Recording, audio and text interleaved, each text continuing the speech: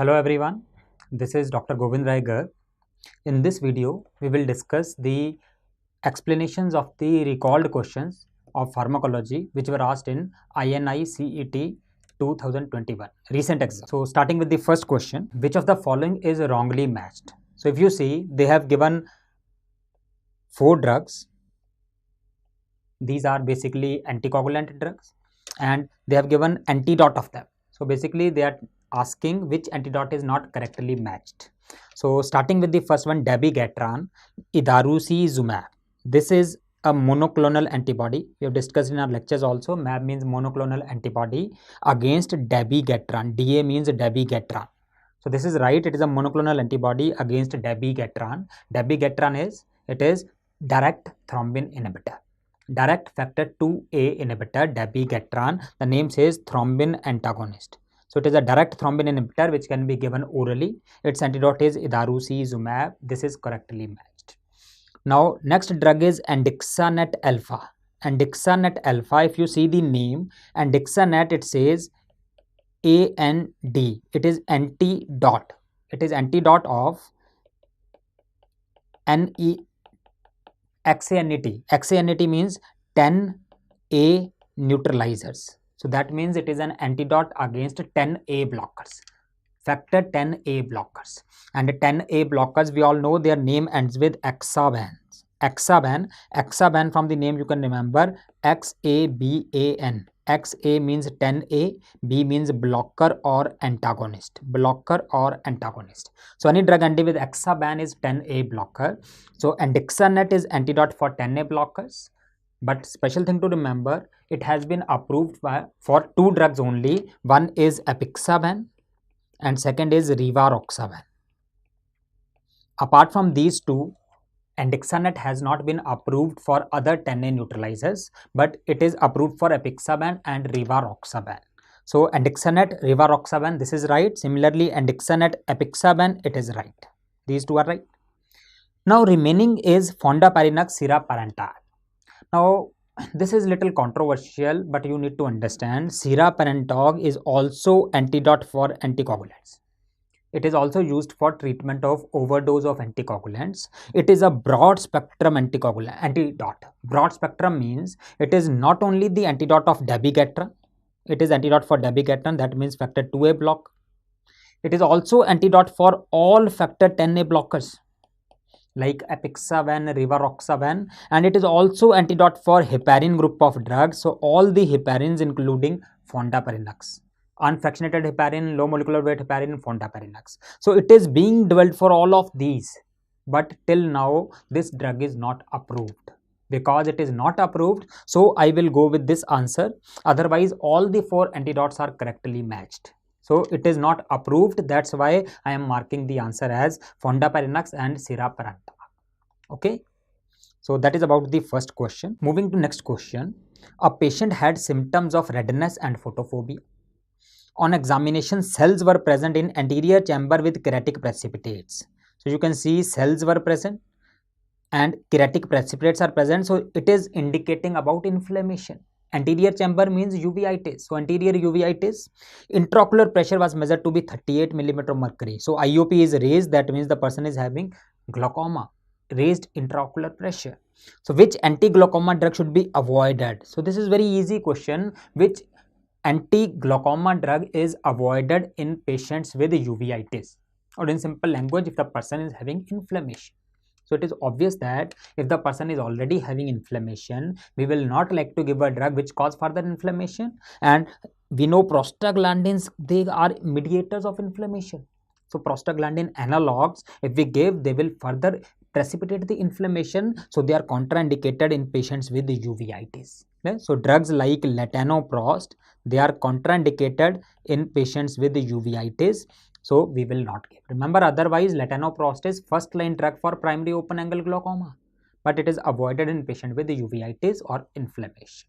And apart from that, you can remember latanoprost, we all know, is prostaglandin F2 alpha. So in glaucoma we use prostaglandin F2 alpha. Special points to remember, these drugs, they act by increasing the uveoscleral outflow. They increase uveoscleral outflow of the aqueous humor, and the major Adverse effect of these drugs, from the name you can remember, P for pigmentation. They cause pigmentation of iris, also known as heterochromia iridis. They can cause growth of eyelashes. Eyelashes can grow, that is called as hypertrichosis, and they can cause fluid in macula, that means macular edema. Adverse effect is macular edema. So heterochromia iridis, growth of eyelashes, and macular edema. These are the major adverse effect of prostaglandin F2 alpha or latanoprost-like drugs. And because prostaglandins cause inflammation, so they are avoided in patient with inflammation, that means uveitis. So here the answer is prostaglandin analogs. Okay, moving to next question. A hypertensive patient has grade 4 renal failure and GFR is less than 30 ml per minute. So person is having renal failure. Physician want to prescribe a thiazide. Which is best drug? So it is a simple direct question. Normally, thiazides become ineffective in the presence of renal failure. Remember, loop diuretics remain effective in renal failure, but thiazide become ineffective in renal failure. So the only thiazide which remain effective even in renal failure, that is metolazone. So that is the direct answer. Metolazone is effective even in the presence of renal failure. When GFR is even less than 30, it is effective. On the other hand, hydrochlorothiazide, thiazide, chlorthalidone, indapamide, all are thiazides, but they will not be effective in presence of renal failure. So the answer here is metolazone. Okay, moving to next question. A study was conducted to see the effect of different drugs on isolated mammalian intestinal tissue in Dale's organ bath. The following graph is obtained. What is the likely drug? So first of all, we will see what is shown in the graph. So it is an intestinal tissue. Intestinal tissue. So when we see normal contractions, when we give the drug, the contractions start decreasing and then stop. So basically, the drug is depressing the intestine. So we need to see which drugs can depress the intestine. So acetylcholine and barium chloride, they are GI stimulants. They will cause increase in contraction. So they will not depress, they will increase the contractility. So these cannot be the answer because they are GI stimulants. Now adrenaline is the major GI relaxant normally present in the body. So adrenaline is the drug which is likely to cause this. This is likely to be the answer. Potassium chloride may also cause a depression, but potassium chloride is unlikely to cause total depression. So answer should be adrenaline here. Okay, moving to next question. Inhaled nitric oxide is used for treatment of. Now we all know nitric oxide, it acts by releasing cyclic GMP. And cyclic GMP is a powerful vasodilator. But special point about nitric oxide is selective pulmonary vasodilator. It will mainly cause vasodilation in pulmonary artery. Selective pulmonary vasodilator. So because of that, it is used in pulmonary hypertension. So nitric oxide is used in pulmonary hypertension. It has very little effect on systemic blood vessels. So it will not be effective in labile hypertension or systemic hypertension, other causes of systemic hypertension. On the other hand, epilepsy and migraine, it has no role. Rather, migraine we want to cause vasoconstriction. We do not require nitric oxide. Okay. The next question. Nivolumab is a monoclonal antibody used for treatment of. Now, nivolumab, as the name says, it is a monoclonal antibody. This is a new treatment which is called as, it is a monoclonal antibody against programmed death receptors, PD1. So basically what is found nowadays, it is found that on the human cells, on the lymphocytes, basically the immune cells, there is presence of a receptor. Cancer cells, they contain a ligand. So when there is interaction between the immune cell and cancer cells, now this ligand will inhibit the activation of the immune cells. So what we have done, cancer cell, they can evade this immune expression. So that means cancer cells, there are in the body, there are already immune cells, they can kill the cancer cells. But cancer cells know that we can get killed by these, so they will suppress those immune cells. So what we will do, we will develop the antibodies against these, either against these ligands or against this receptor. So when these antibodies are there, now there will be no inhibition of the immune cell. So immune cell will become active and they will kill the cancer cell. So that is the mechanism of nivolumab, or the new drugs which are called as immune checkpoint inhibitors. Okay. Now where nivolumab is used? It is used for many cancers. Many type of cancers can be treated, and among these one of them is Hodgkin's lymphoma. It can be used for Hodgkin's lymphoma. It is also used for non-small cell carcinoma of lung, and it is used for many other cancers. So Hodgkin's lymphoma is the one among these where it is used. It is also used for colorectal carcinoma, renal cell carcinoma, and among these it is Hodgkin's lymphoma. Okay, moving to next question. A patient was taking chemotherapy, cyclophosphamide, methotrexate, and 5-fluorouracil for treatment of breast cancer. She developed fever, and on investigation she had anemia and neutropenia. So we all know when we give chemotherapy, they can cause bone marrow suppression. That will decrease the WBCs, leukopenia, which is shown here, and that can predispose to infections. So fever may be because of that infection. Now, which antimicrobial is not indicated in this patient? So here the basic concept comes is that when a patient is having immunosuppression, here bone marrow suppression is there, WBCs are not there, immunity is less. So if a person is having immunosuppression and there is bacterial infection, then we must give bactericidal drug, because bacteriostatic will not be effective, because normally when we give bacteriostatic drug in an immunocompetent person, normal person, when the bacterial growth is stopped, then the immune cells or WBCs, they can attack the remaining bacteria and remove them. But because the WBCs are not enough, immunosuppression is there. Now static drug will not be effective, we need to give cidal drug. So if we make this question simple, the question asked is which of the following is bacteriostatic drug? Remember, bacteriostatic drug should not be given in a patient with immunosuppression. So if we see piperacillin, cefepime, meropenem, all are beta-lactams. Piperacillin is a penicillin, cefepime is a cephalosporin, and meropenem is a monobactam. All are beta-lactams, and we know beta-lactams are bactericidal drugs. Okay? On the other hand, linezolide is a bacteriostatic drug. So bacteriostatic drug will not be given in patient with immunosuppression. Okay? So we remember again which are bactericidal drugs. We remember them as बेवफा. Number in Hindi we read बेवफा मार डालेगी. तो बेवफा जो है वो साइडल drugs हैं, वो बैक्टीरिया को मार देती है. So what are those drugs? BE for beta lactams, and we know beta lactams, all three are given beta lactams here in the exam. VA stand for vancomycin. Vancomycin is also bactericidal drug. F is fluoroquinolones, drugs ending with floxacin, ofloxacin, moxifloxacin like drugs, and A for aminoglycosides like gentamicin. These are bactericidal drugs, whereas linezolide is a bacteriostatic drug. Okay, you understand the concept? So now we will move to next question. A patient on retigabin therapy for a month for focal seizures. Phenytoin was added to the therapy. What is the next step? So retigabin is a new drug which acts by opening the potassium channels. It is a potassium channel opener. New mechanism in epilepsy, potassium channel opener. Okay? Now this drug is used in focal seizures.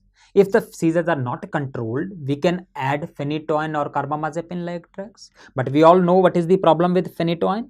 Yes, phenytoin is powerful enzyme inducer. Remember GPRSL, the drugs which induce the enzymes. So phenytoin is a strong enzyme inducer. So it can increase the metabolism of retigabin. So what we will need to do? Yes, we need to increase the dose. Otherwise it will become ineffective. So we will increase the dose of retigabin.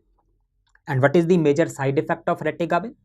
Yes, it causes retinal toxicity, visual problems. So from the name you can remember, the name contains RETIE, means it causes retinal problems.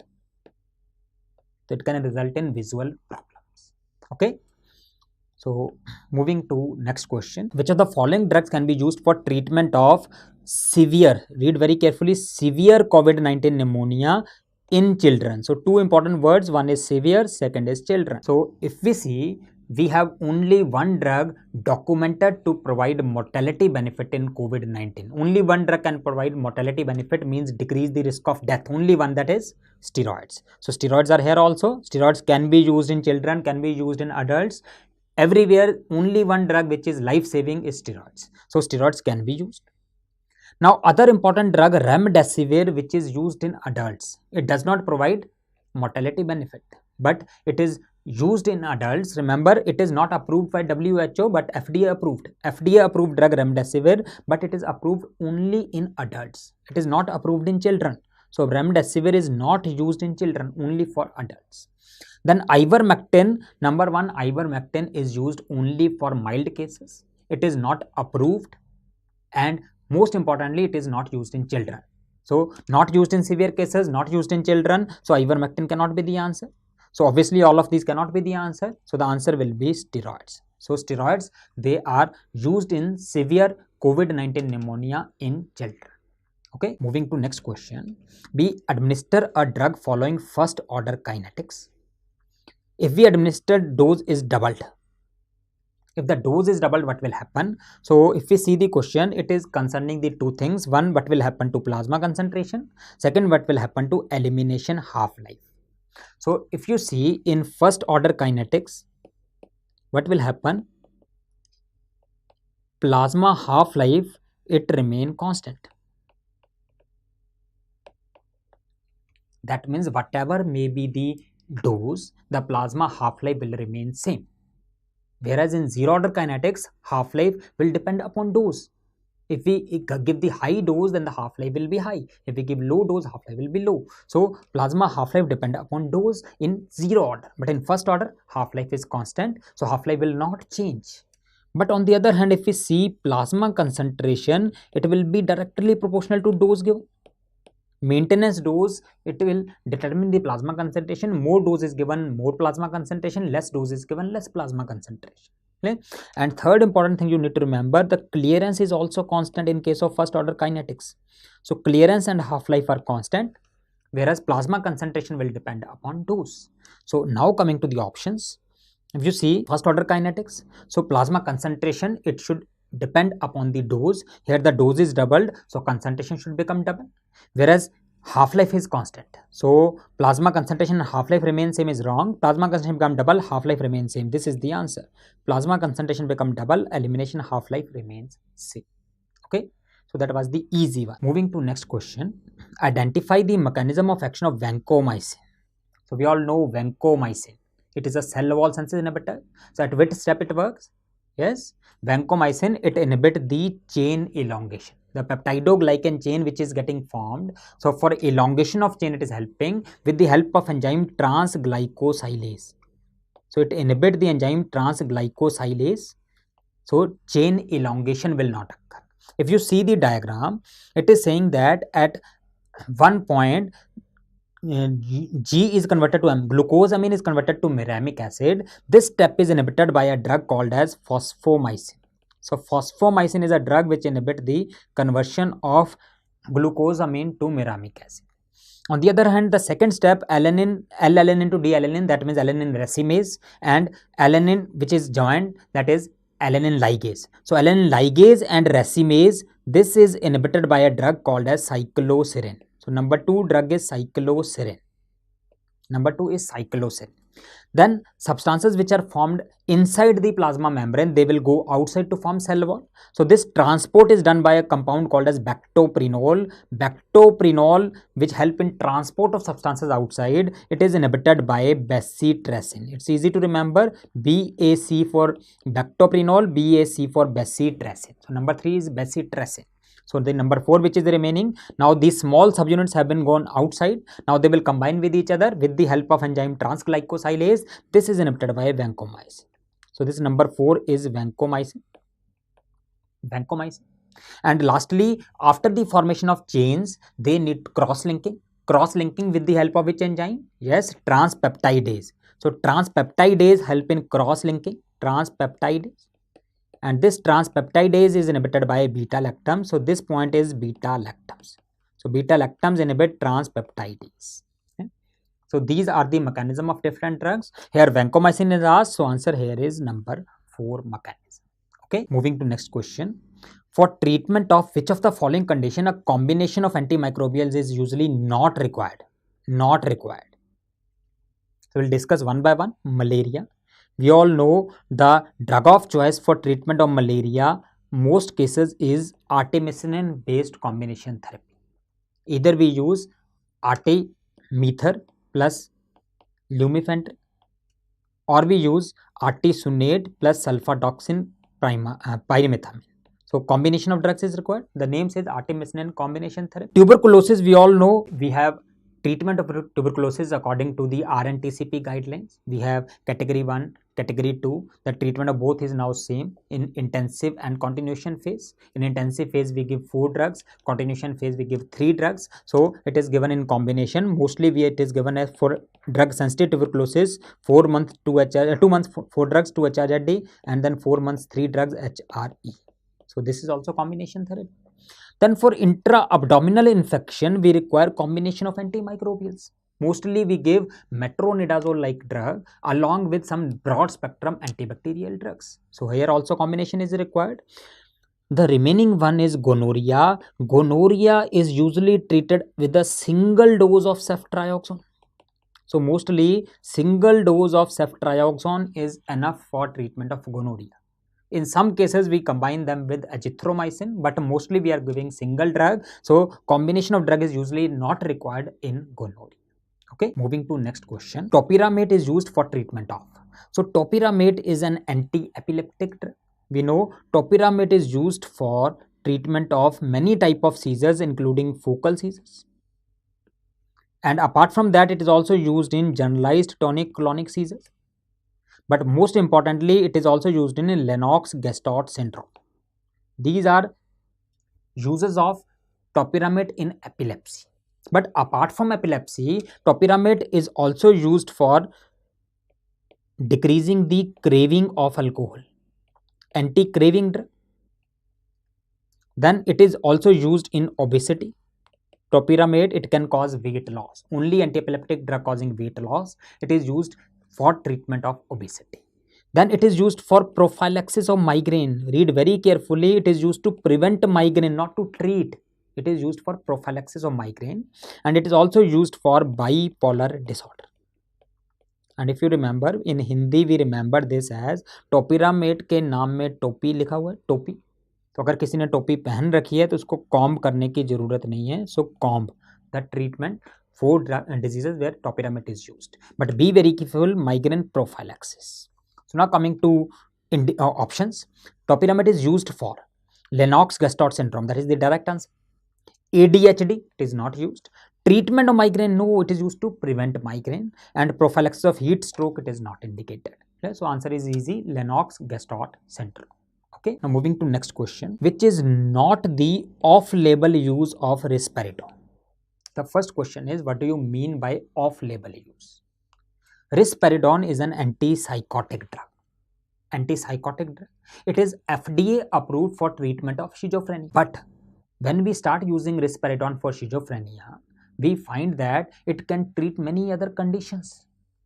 Although risperidone is not FDA approved for those conditions, but many physicians are using them. So those users are called as off-label. Label से हटके, इसके लिए तो labelled है, इसके लिए तो marked है कि इसमें तो करनी है यूज, बट इससे हटके जो भी यूजर्स हैं, they are called off label users. So which is not an off-label use of risperidone. Now antipsychotic drugs have been found to be effective in bipolar disorder. So this can be used in bipolar disorder. It's easy one. Then antipsychotic also has been found to be effective in OCD. So this can be used. OCD also. Now these are the two important conditions: post-traumatic stress disorder and dementia. Now it has been found that antipsychotic drugs, when used in dementia, they can increase mortality. In some studies, it has been found that antipsychotic drugs can increase mortality in dementia. But many features in the dementia, patient with the dementia, we need to give antipsychotic drug for treatment. So still it is being used for dementia, although there is concern about increase in mortality. But post-traumatic stress disorder, there is no indication. Risperidone is not found to be effective or beneficial in patient with PTSD. So this is the answer here. It is not indicated in PTSD. But be very careful, in dementia also it can increase the risk of mortality. So should not be used, but it is commonly being used. Okay. Next question. Which is FDA approved drug for obesity? So FDA approved drugs for obesity, if you see, the drugs include liraglutide, orlistat,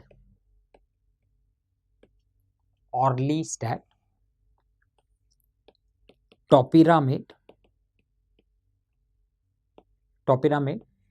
naltrexone. These are some of the important drugs which are approved in treatment of obesity. We come to the options sibutramine and fenfluramine. They were used earlier, but later on, because of side effects, they were removed. So they are not used.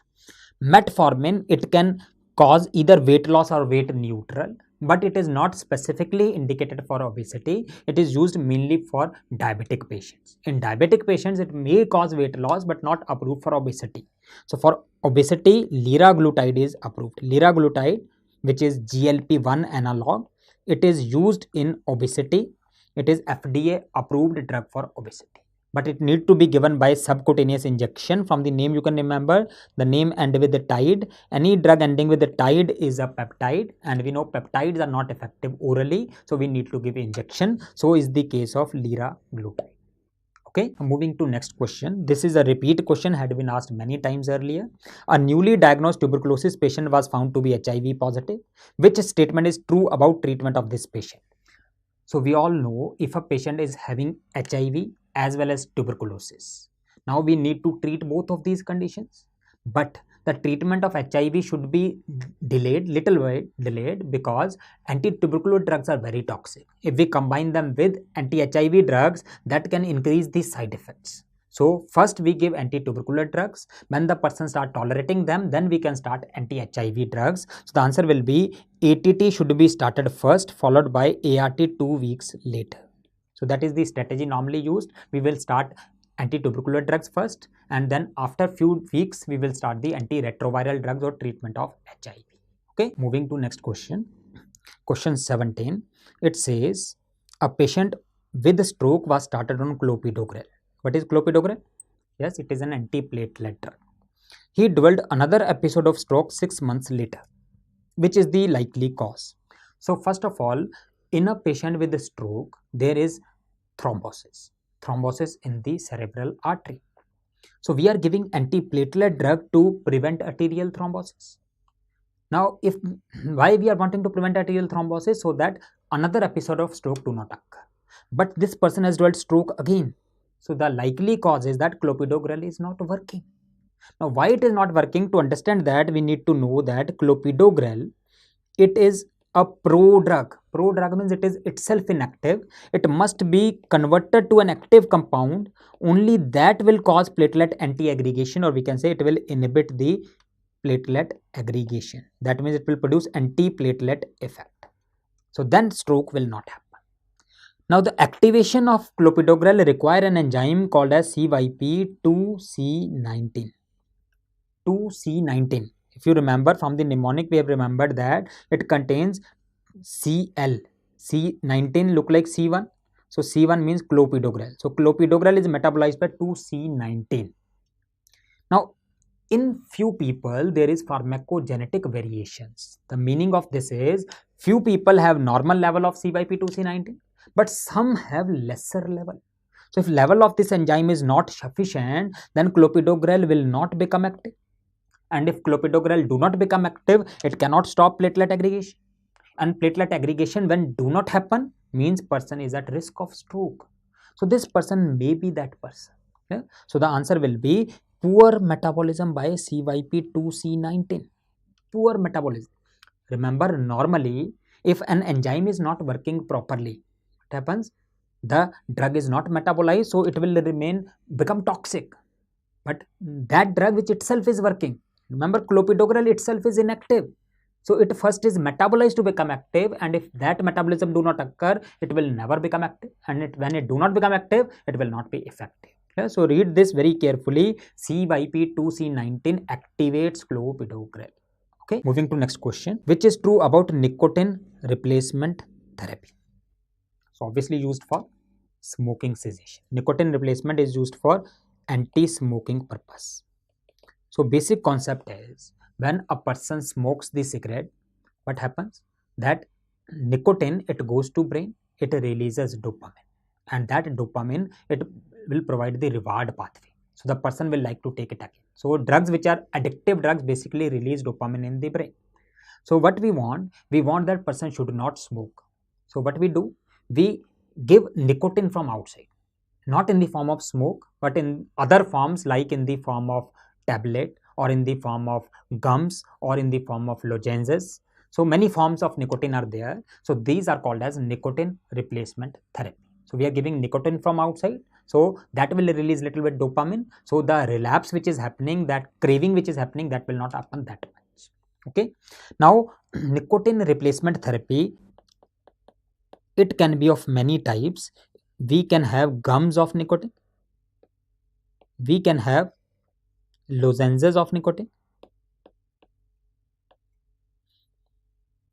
we have transdermal patch of nicotine, transdermal nicotine.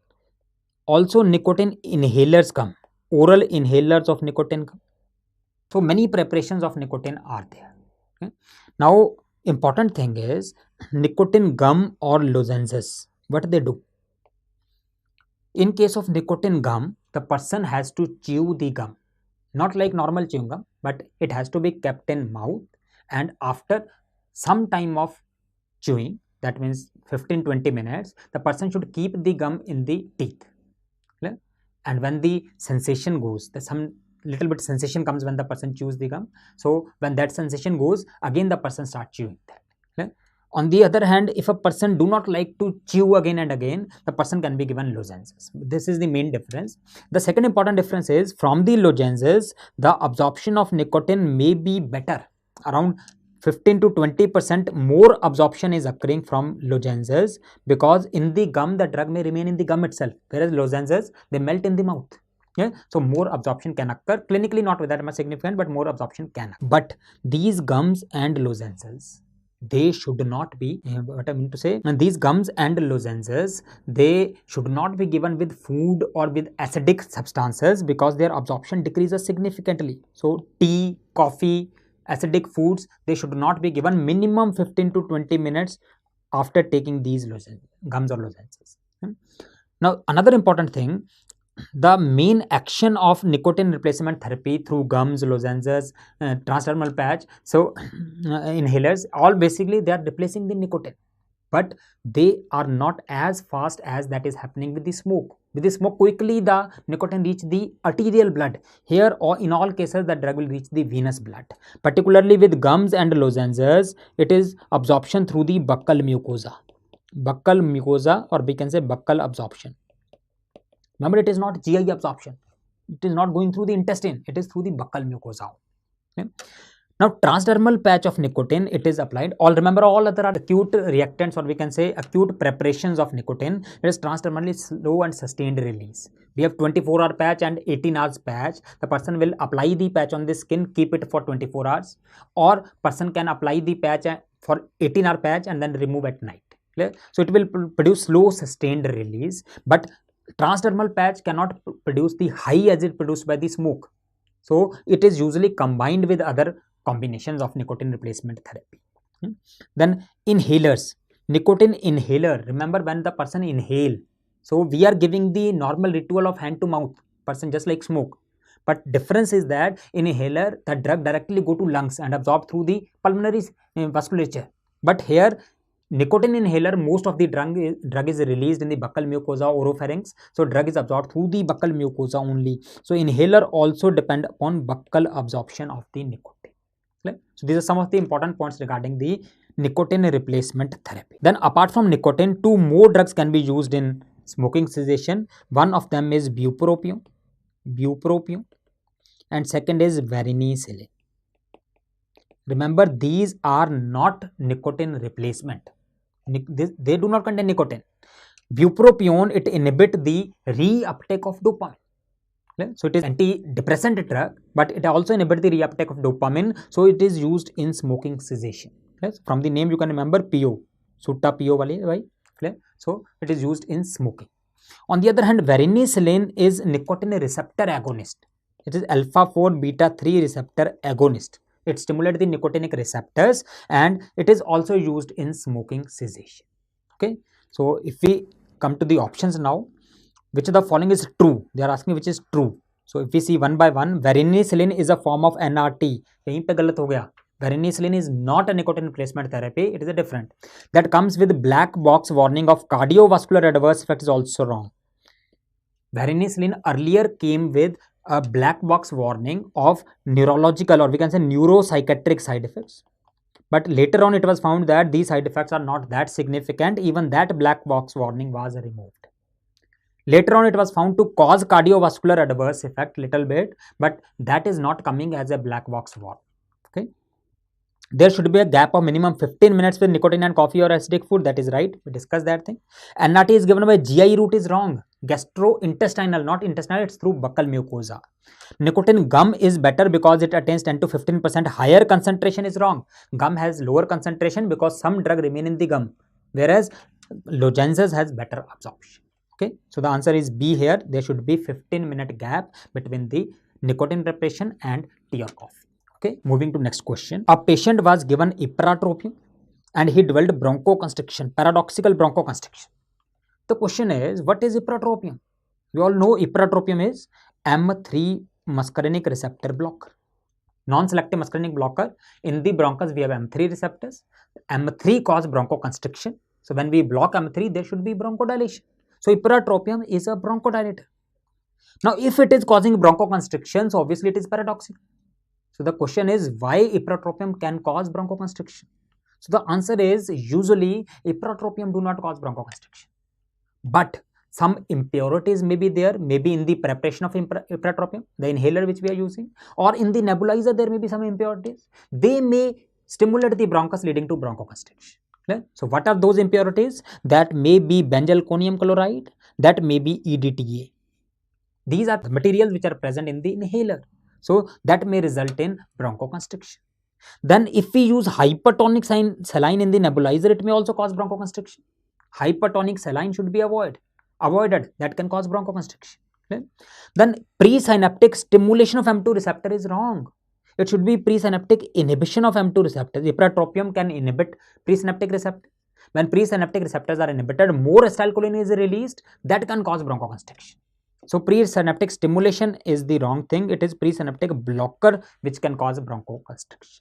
Okay. So the answer is presynaptic stimulation. It is a wrong thing. Okay. Then moving to the last question, which is very easy. Mechanism of action of local anesthetics. We all know local anesthetics, they block the sodium channel in the axons. When sodium channel is blocked, sodium is not able to enter. So the impulse cannot be conducted. So coming to the options, decrease transport of sodium via voltage gated channels. That is the easy answer. Okay.